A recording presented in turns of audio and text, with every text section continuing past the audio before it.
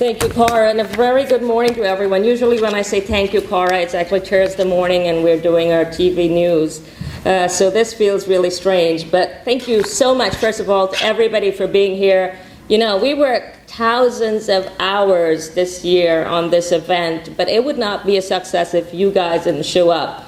We'd just be here by ourselves. But I've worked so many hours that I feel like I've aged 10 years, literally. But thankfully, to some good Caribbean genes, I don't look it. So I think that is really something, if you want to invest, that's something to invest in, definitely.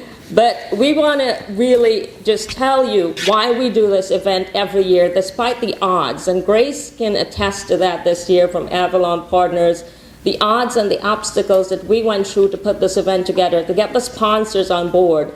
The ignores that we got and all the insults and everything else that went into it. But we finally made it like a marathon runner to the finish line, and that is really what matters.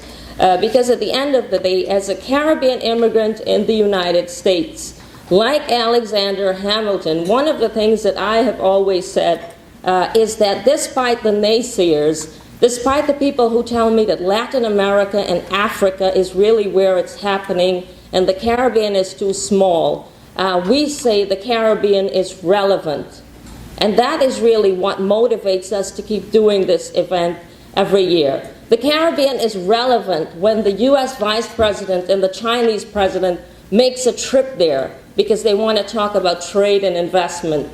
We are relevant when we are 11 countries in the top 100 economies growing faster. There are only 7 of those countries in Latin America and only 8 for Africa. So we are relevant. We're definitely relevant in the world, and we're growing faster than many people think.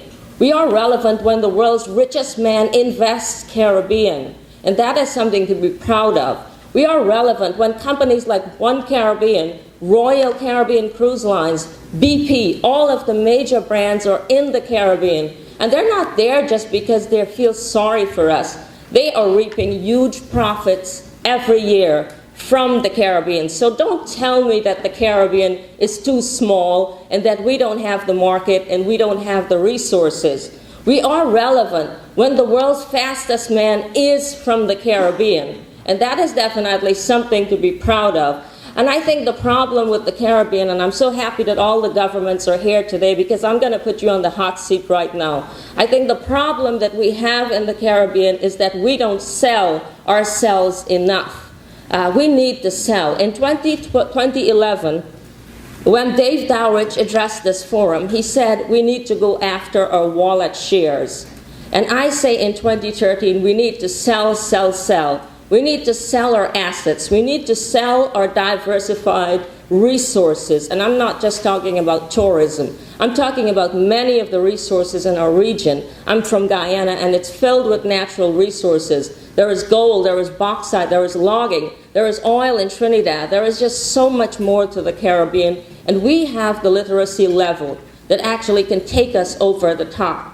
And so I think, ladies and gentlemen, today, my challenge to you is to really make sure that you are doing business with the Caribbean. Make sure, governments, that you are reaching out. We have got great people here from the private sector ready to do business. Let's reach out and touch, because I say in 2013, if it was relevant for Christopher Columbus back in 1492, then you know in 2013 we are relevant.